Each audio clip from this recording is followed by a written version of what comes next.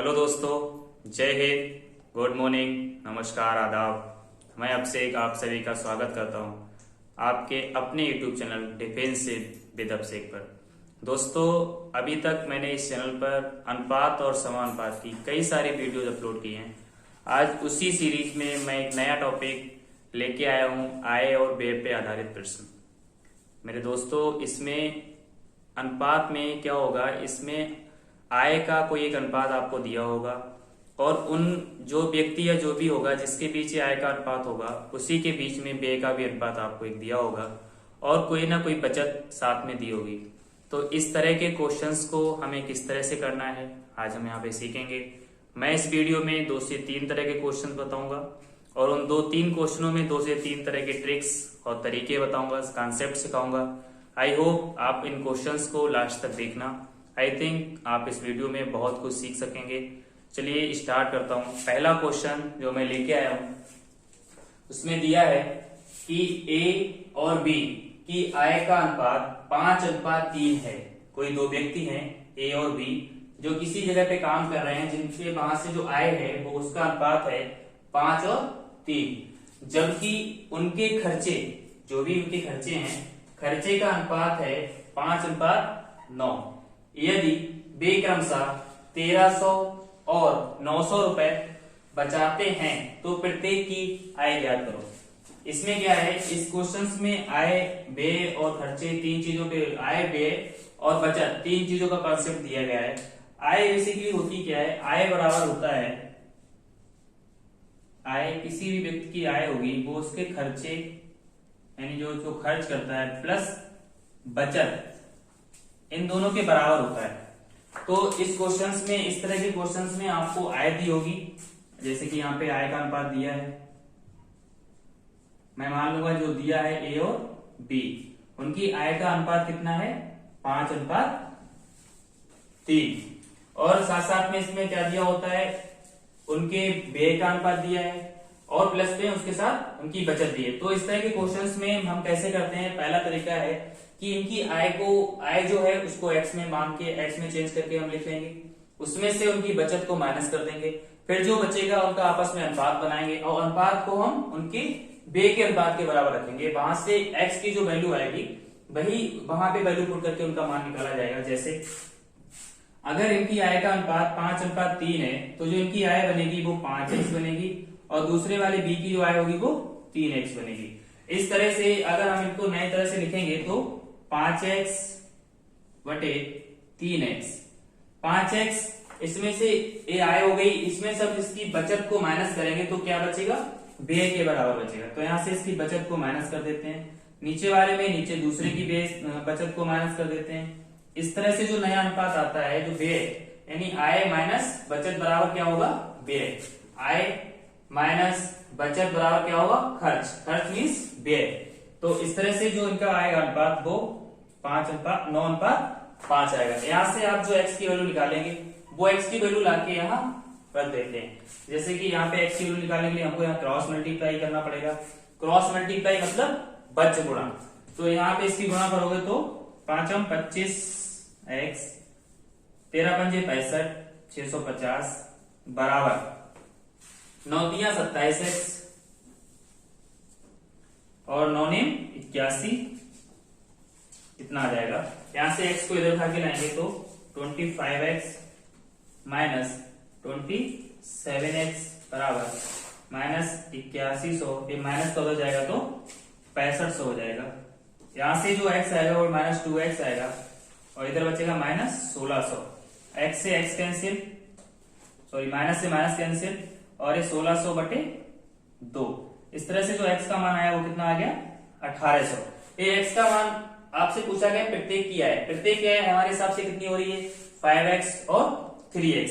यहाँ पे x का मान रखेंगे तो इस तरह से जो a होगा, a की जो आय होगी वो कितनी है 5x, 5x बराबर 5×800, 8×5 = 4000 रुपए आ जाएगी।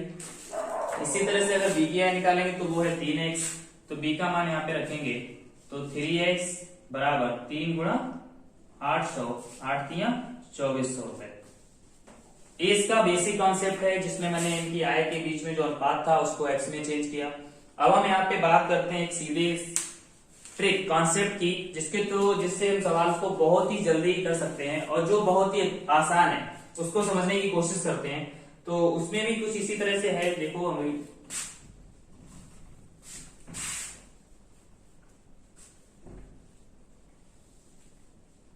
चलिए दोस्तों, अभी देखो ये क्या था, बेसिक था। अब हम इनकी बात करते हैं ट्रिक की।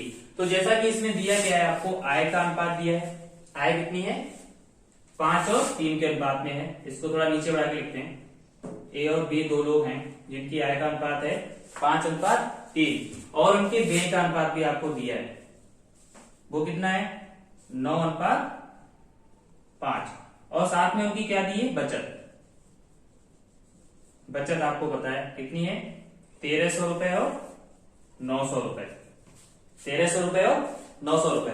तो इस क्वेश्चंस को जो एक तरीका जो ट्रिक है वो कैसे करते हैं, इसमें कुछ भी नहीं करना है, थोड़ा ध्यान रखना है आपको। मैं कुछ चिन्ह लगा रहा हूं, उनके हिसाब से आपको मल्टीप्लाई करना होता है।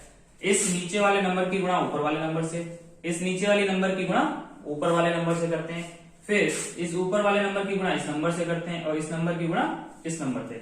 जिस साइड में हमने चिन्ह लगाए हैं वैसे ही आपको मल्टीप्लाई करना है। तो 5 25, यहाँ 25 आ जाएगा।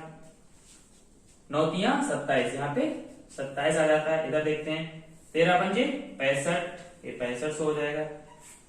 9 ने 81, यहाँ पे 8100 आएगा। अब इसमें क्या करना है, एक बात का आपको ध्यान रखना है कि जो इसमें आपकी मल्टीप्लाई आती है उसमें बड़े नंबर से छोटे नंबर का अंतर करते हैं। तो यहाँ से 27 से जब 25 माइनस करोगे तो कितना बचेगा? 2। और यहाँ भी सेम, बड़े नंबर से छोटे नंबर को जब अंतर करोगे तो आपका आएगा 1600। तो ऊपर वाला अंतर नीचे वाले अंतर के बराबर रखेंगे तो यहां से क्या निकल के आएगा? 2 अनुपात का मान कितना आ गया? 1600। तो 1 अनुपात का मान कितना होगा?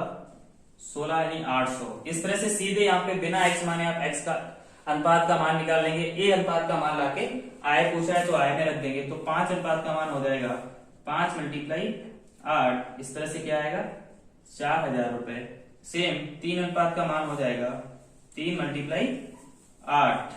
इस तरह से कितना आएगा? 8 तियां 24। आई थिंक आपको समझ में आया होगा इस तरह के क्वेश्चंस को दूसरी तरह कैसे कर सकते हैं। सीधे आय पता है, आय को रखते हैं, उसके साथ जो व्यय पता है व्यय के अनुपात को रखते हैं, प्लस जो आपका बचत दिया होता है उस बचत के अनुपात को आप रखते हैं। इसके बाद इसमें बस थोड़ा चिंता ध्यान रखते हैं कि नीचे वाले जो व्यय है उसके ऊपर वाले आय से क्रॉस में गुणा करते हैं और उसके बाद यहाँ पे क्रॉस में करते हैं। इस तरह से जो आता है ऊपर आय का अंतर नीचे का अंतर दोनों बराबर रखते हैं। यहाँ से एक ही वैल्यू निकाल के इनकी अलग अलग वैल्यू निकाल सकते हैं। देखिए दोस्तों, यहाँ पे मैं एक दूसरा क्वेश्चन लेके आया हूँ। इस क्वेश्चन में क्या है कि आपको जो बचत होगी, जो दो लोगों की बचत होगी वो सेम होगी। जब कभी भी दो की बचत सेम दी होती है तो उस क्वेश्चन को हम एक और नया तरीका है उससे भी कर सकते हैं। तो यहाँ पे इस क्वेश्चन के करने के 3 तरीके हैं। मैं आपको तीनों तरीकों की बात करता हूँ। आपको जो तरीका सबसे अच्छा लगेगा आप उसको फॉलो करेंगे, ठीक है। चलिए शुरू करते हैं। देखो क्या दिया है, ए और बी की आय का अनुपात 3:2 है, जबकि उनके खर्चे का अनुपात 2:1 है। यदि प्रत्येक की बचत 4000 रुपए हो, मीन्स जो भी दो व्यक्ति हैं वो सेम रुपीज की बचत करते हैं, 4000 रुपए हो, तो एक ही आय बताओ। तो जो इसका बेसिक है जो हम x मान के कर सकते हैं, एक बार हम आपको वही बता दे रहे हैं। जैसे कि यहाँ पे दो व्यक्ति हैं ए और बी, उनकी आय का अनुपात कितना है? 3:2। ये उनकी इनकम है, आय है। इससे जब आप रुपीज बनाओगे, आय को अनुपात हटाओगे तो कितनी बन जाएगी? 3x और 2x। दिया है आपको कि जो उनकी आय है 3x और बटे में दूसरे की आय कितनी है? 2x। पहले की आय से उसकी जब हम बचत माइनस करेंगे तो क्या बचेगा? उसका पहले की आय से जब उसकी बचत को माइनस कर देते हैं तो इस तरह से आप उसके खर्चे का अनुपात निकाल पाएंगे। तो यहाँ पे इसकी बचत दोनों की 4000 रुपीज है। जब आप इसको माइनस करोगे तो उनके जो खर्चे हैं 2:1 वो निकल के आएगा। यहाँ से इनकी क्रॉस मल्टीप्लाई करते हैं x का मान निकालने के लिए। तो 3x माइनस 4x बराबर 2 दूनी 4x माइनस 4 दूनी 8, 8000 आएगा। यहाँ से x के मान को इधर लेके आते हैं तो 3x माइनस 4x बराबर -8000 और ये माइनस का +4000। यहाँ से जब इसको हल करेंगे तो देखो इनके साइन अपोजिट है, मैं एक वीडियो में बता चुका हूँ, जब अपोजिट साइन होते हैं तो हमेशा सब्ट्रैक्ट होते हैं, घटते हैं। तो ये माइनस में है, ये प्लस में है, ये माइनस में, उल्टे साइन होने की वजह से घट जाएगा। तो 4 में से 3 जाएगा, बचेगा x। साइन हमेशा बड़ी संख्या का आता है, बड़ी संख्या यहाँ पे क्या है 4, तो इसका आएगा माइनस में। सेम इधर ये दोनों साइन उल्टे हैं, एक माइनस में दूसरा प्लस में है, प्लस वाला छोटा है बड़ा माइनस का है, तो यहाँ पे भी घटेगा तो घटने के बाद जो साइन आएगा वो आएगा माइनस का, माइनस से माइनस कैंसिल। इस तरह से जो x का मान आया वो कितना आया 4000। अब वहां पे आपसे आय पूछा है तो a की आय कितनी है 3x, यानी a की आय कितनी है 3x। इसमें जब आप x का मान रखोगे तो 3 × 4000 बराबर आएगा 12000 रुपीज। ये आपका पहला मेथड है जो बेसिक है, जिससे आप एग्जाम को अभी आपने क्वेश्चंस को किए थे। जो दूसरा तरीका है वो अब हम उसकी बात करते हैं। उसमें क्या होता है, इसको हटाते हैं। जैसा कि अभी मैंने आपको दूसरे तरीके का पहले क्वेश्चन में बताया था कि सबसे पहले आय लिखते हैं, उसके बाद जो उनका व्यय है वो लिखते हैं। व्यय कितना है 2:1 है। इसके बाद जो उनकी बचत है, इस क्वेश्चन में जो बचत है वो दोनों की बराबर है, 4000 रुपीज और 4000 रुपीज। तो ये सब लिखने के बाद इसको थोड़ा एरो लगाते, साइन लगाते, जैसे इस नीचे वाले की मल्टीप्लाई ऊपर, इसकी मल्टीप्लाई ऊपर, इसकी मल्टीप्लाई नीचे और इसकी मल्टीप्लाई इसके साथ होती है। तो 3 एकम 3, 2 दूनी 4, यहां से 4 एकम 4, 4 दूनी 8। यहाँ पे बड़े नंबर से छोटे नंबर को माइनस कर लेते हैं सीधा। तो 4 में से 3 जाएगा कितना बचेगा 1, और इधर बचेगा 8 में से 4 जाएगा कितना बचेगा 4000। तो इस तरह से जो 1 का मान आया, जो ऊपर का मान 1 होता है, यानी ऊपर जो बचता है वो नीचे के अंतर के बराबर, यानी 1 का मान 4000। आपसे पूछा क्या है 1 का अनुपात, 1 ही है, 1 का मान मतलब 3 का मान पूछा, तो 1 का मान 4, तो 3 का मान कितना हो जाएगा 4 × 3, यानी 12000 रुपये। ये इसका दूसरा मेथड है जिससे आपने अभी सीखा था। लेकिन जिस एक स्पेशल टाइप के क्वेश्चन है जिसमें बचत को सेम दिया गया है, तो इस तरह के क्वेश्चंस को हम किस तरह से करते हैं आइए बात करते हैं। जो इसका सबसे अच्छा तरीका है, जो आई थिंक मेरे हिसाब से जितने भी क्वेश्चन है जिनमें बचत सेम दी गई है उनमें इसी तरीके को लगाना चाहिए, जिससे क्वेश्चंस एक ही लाइन में हो जाते हैं। देखिए ध्यान देते हैं, यहां सबसे पहले आय लिखते हैं। आय कितनी दी है, आय का अनुपात है आपका 3:2। फिर इसके बाद व्यय देखते हैं, व्यय कितना है 2:1। इसके बाद बचत, बचत कितना दिया है 4 और 4000। ये रुपीज में है, अनुपात में नहीं है। देखो ध्यान देते हैं, ये क्या हुआ, देखो जब कोई व्यक्ति 3 और 2 के अनुपात में कुछ पैसा पैदा करता है और उनकी जो बचत है वो 4-4000 मतलब सेम है, तो यानी यहां से जो खर्चा होगा, जो खर्च किया उसके बाद बचेगा वो सेम होना चाहिए। देखो 3 पैदा करता है, 2 खर्च करता है, तो कितना बचाता है 1। इसी तरह से 2 पैदा करता है, 1 खर्च करता है, कितना बचाता है 1। यानी जब दोनों तरफ बचत सेम है तो जो अनुपात में मान आ रहा है वो भी घट के सेम आ रहा है। यानी यहां से जो पता चल रहा है कि 1 जिसकी वजह से कम हो रहा है वो किसकी वजह से 4000 बचत की वजह से। यानी 1 का मान आपका हो गया 4000 रुपीज। 1 का मान 4000 आ गया, चाहे आप इधर से ही वैल्यू रख सकते हैं। तो जब 1 का मान 4000 है तो यहाँ से आय पूछी, यानी पूछा आपसे A का मान, तो A की आय कितनी है 3, तो 3 का मान क्या आ जाएगा 4×3=12। इस तरह से इस क्वेश्चन को सीधे इस फॉर्मेट से करते हैं कि जब बचत सेम दी होती है, जब बचत सेम दी होती है तो जो उनकी आय और व्यय में जो दिया है अलग अलग, उनका अंतर देखते हैं, उनका अंतर देखते हैं कि वो सेम है, यानी बचत सेम है तो अंतर सेम होना चाहिए। सेम अंतर होने पर इस सवाल को इस तरह से करते हैं। ठीक है, यहाँ पे मैं एक तीसरा क्वेश्चन की बात करता हूं जिसमें बचत सेम होगी लेकिन उनके अंतर को सेम नहीं दिया गया होगा, तो उनके अंतर को किस तरह से सेम करते हैं उस क्वेश्चन को देखते हैं। देखिए दोस्तों, यहाँ पे मैं एक तीसरा क्वेश्चन लेके आया हूं जिसमें क्या है A और B की आय का अनुपात 3:2 है तथा उनके व्यय का अनुपात 5:3 है। यदि दोनों 200 रुपए की बचत करते हैं, अलग अलग 200 रुपए बचाते हैं, तो A की आय कितनी है। इस क्वेश्चन को आप 3 तरह से कर सकते हैं क्योंकि इसमें जो बचत है वो सेम दी है। तो मैं यहाँ पे बात करता हूँ 2 तरीकों की। जो पहला तरीका बेसिक है उससे नहीं कराएंगे, आपको 2 तरीके जो बाद में सिखाएंगे उनसे करते हैं। तो देखिए दिया है आपको आय का अनुपात कितना है, आय लिखते हैं, और आय का अनुपात दिया है 3:2। दूसरा क्या दिया है आपको, खर्चे यानी व्यय, जिसको खर्चे कुछ भी बोलिए, वो कितना दिया है 5:3। और नीचे तीसरा क्या है, और आपको बचत दी है, बचत कितनी है 200 रुपए, 200 रुपीज और 200 रुपीज। देखो साहब इस क्वेश्चन में क्या देखना है कि अगर वो 3 रुपए पैदा करता है अनुपात में और 5 खर्च करता है, यानी कितने का अंतर हो रहा है 2, तो यहाँ पे 2 का मान 200, बट इधर से अंतर कितना हो रहा है 1 का मान 200। जब बचत सेम है तो अंतर भी सेम होना चाहिए बचत का, मतलब आय से खर्च करोगे तो जो बचत होगी वो सेम अंतर होना चाहिए, लेकिन ऐसा नहीं हो रहा है। तो इसकी बचत को कैसे सेम करते हैं उसको बताते हैं। देखो ऐसे क्वेश्चन में क्या होता है, क्या करना होता है, जो ऊपर के अनुपात है उनका अंतर करते हैं, बचत को यानी बचत के अनुपात को सेम करने के लिए क्या करते हैं, ऊपर की जो आय होती है उनका अंतर करते हैं, तो 3 - 2 = 1। जो नीचे की आय आएगी उसका अंतर करते हैं, कितना आएगा 2। इस तरह से जो नीचे ऊपर अंतर करने के बाद जो मान आता है उसकी ऊपर गुणा, नीचे वाले मान की ऊपर गुणा करते हैं, कितना होगा 2, ऊपर वाले नंबर की नीचे गुणा करते हैं, कितना होगा 1।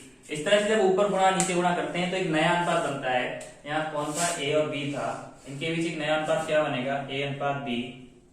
जब आप 2 से दोनों गुणा करोगे तो 3 दूनी 6 और 2 दूनी 4। जो उनके व्यय का अनुपात बनेगा खर्चे का वो कितना होगा, यहाँ 1 से गुणा की जा रही है तो 5 एकम 5 और 3 एकम 3। अब यहाँ देखिएगा आप क्या देख पा रहे हैं कि अगर a 6 पैदा करता है और 5 खर्च करता है तो 200 रुपए की बचत करता है।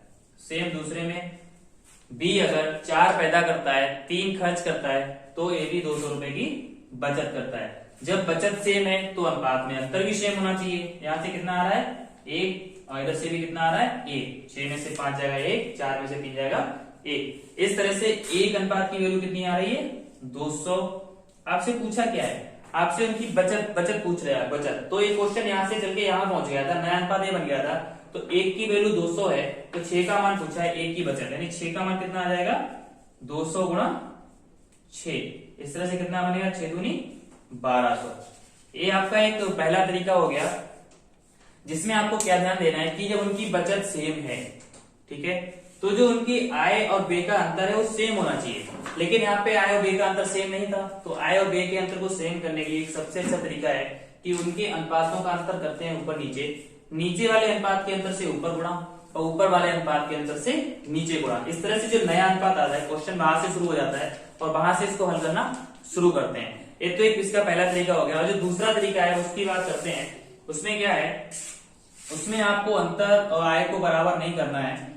वो क्वेश्चन इसी तरह से आप कर सकते हो बिना अंतर और आय के बराबर किए हुए, लेकिन उससे थोड़ा लंबा हो जाता है, ज्यादा लंबा नहीं है। फिलहाल आप दोनों में से कोई तरीका लगा सकते हैं। ध्यान दीजिए, जैसे आय कितना है 3:2 और जो खर्च है वो कितना है 5:3 और उनकी बचत कितनी है 200 और 200, बचत सेम है। तो इसमें जो बताया था कि इसकी इससे गुणा, इसकी इससे गुणा, इसकी इससे गुणा और इसकी इससे गुणा, तो ये 3 तियां a और b है, 3 तियां 9 और 5 दूनी 10। इस तरह से नीचे क्या बनेगा 600 और 4 दूनी 5 दूनी 10 1000। इस तरह से ऊपर बड़े नंबर से छोटे नंबर को माइनस करते हैं और सेम नीचे, तो ऊपर कितना बचेगा आपका 1 और नीचे कितना बचेगा 400। यानी यहां से 1 अनुपात की वैल्यू कितनी आ गई 400 रुपीज। अनुपात दिया कितना a का 3, तो 3 अनुपात की वैल्यू कितनी आ गई 400 × 3 मीन्स 1200 रुपीज। इस तरह से इस वीडियो में हमने आपको सिखाए हैं आय और व्यय पे आधारित प्रश्न, जिसमें मैंने अभी 3 क्वेश्चन की बात की थी। जिसमें पहला जो था कि कुछ आय दी थी, आय का अनुपात था, उनके व्यय का अनुपात था और आपको बचत दिया था। तो बचत क्या होती है, आय से खर्चे को जब माइनस करते हैं तो जितने रुपीज बचते हैं वो बचत कहलाती है। तो पहले आय, उसमें से आपने बचत माइनस की तो व्यय का अनुपात पता था, इसी तरह से दोनों अनुपात को बराबर किया। सेम दूसरा कॉन्सेप्ट क्या था कि अगर बचत सेम होती है तो उनको किस तरह से कर सकते हैं, बचत सेम है तो आय से जब खर्चे को माइनस करते हैं तो सेम बचना चाहिए। वही काम से लगाया, उससे क्वेश्चन किया।